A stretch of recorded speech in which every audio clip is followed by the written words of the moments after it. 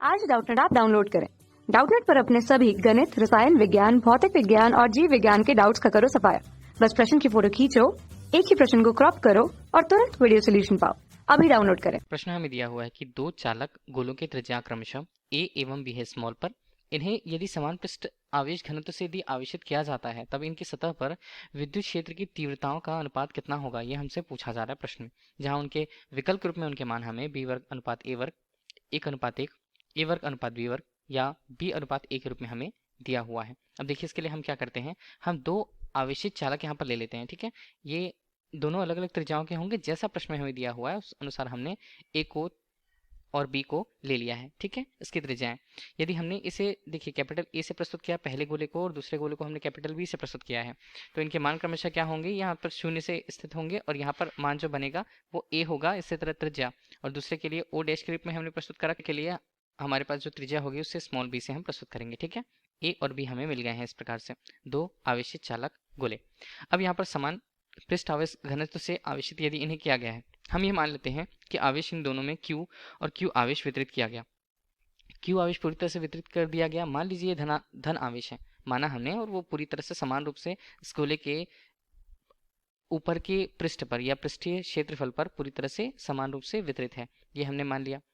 अब इनकी सतह पर विद्युत क्षेत्र की तीव्रताओं का अनुपात कितना होगा, ये हमसे पूछा। इस प्रकार से हम जानते हैं कि माना कि R त्रिज्या के कैपिटल R त्रिज्या का कोई यहाँ पर गोला है, यहाँ पर हमने उसे गोले के रूप में लिया।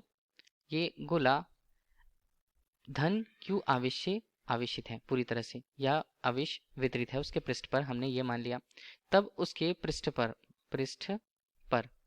विद्युत क्षेत्र की तीव्रता E किससे व्यक्त होगी, इसका मान होगा 1:4 पाई एप्सिलॉन 0 Q अनुपात, देखिए केंद्र से, उस गोले के केंद्र से जहाँ तक आवेश है या जहाँ पर हमें विद्युत क्षेत्र की तीव्रता देखनी है तो उसकी त्रिज्या r के वर्ग के बराबर होगी। ये होता है पृष्ठ पर विद्युत क्षेत्र की तीव्रता। के लिए दोनों चालकों के लिए हम इनके मानों को देख लें, क्या होंगे उनके मान। ए के लिए यदि हमें देखना है तो ए के लिए इसे ई ए से हमने व्यक्त किया हुआ है, इसका मान होगा 1:5 यहाँ पर 4 पाई एप्सिलॉन 0। आवेश का परिमाण तो Q रहेगा और जो दूरी है वो क्या होगी, ए त्रिज्या के रूप में, ए वर्ग के रूप में। इसी तरह ई भी हम निकाल लें दूसरे गोले के लिए, तो उसका मान होगा 1:5 यहाँ पर 4 पाई एप्सिलॉन 0 Q अनुपात, यहाँ पर दूरी कितनी होगी, b के वर्ग के रूप में। चलिए हमने इसे ले लिया समीकरण 1 और समीकरण 2। अब हमें इनकी तुलना करनी है, जैसा कि प्रश्न में कहा गया कि तीव्रताओं का अनुपात कितना होगा। तो समीकरण हमारे पास 1 भाग यहाँ पर 2 से देखते हैं तो हमारे पास क्या बनेंगे, ई ए अनुपात यहाँ पर बनेगा ई बी। और देखिए इनके मान हम लिख लेते हैं यहाँ पर होगा Q अनुपात 4 पाई एप्सिलॉन 0 a वर्ग के रूप में। ठीक है, अब इसी तरह नीचे देखते हैं तो इसका मान होगा Q अनुपात यहाँ पर 4 पाई एप्सिलॉन 0 b वर्ग के रूप में। देखिए जिनके जिनके मान कट जाएंगे, Q और Q का मान कटा, 4 पाई एप्सिलॉन 0, 4 पाई एप्सिलॉन 0 का मान कट गया, तो हमारे पास यहाँ पर ई ए अनुपात ई बी का मान कितना मिला।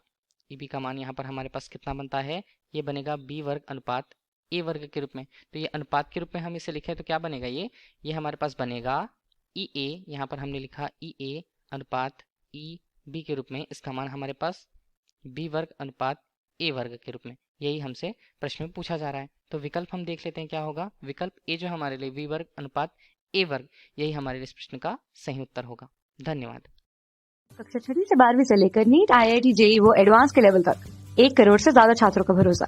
आज ही डाउनलोड करें डाउटनेट ऐप या व्हाट्सएप करें अपने सारे डाउट्स 8400 400 400 पर।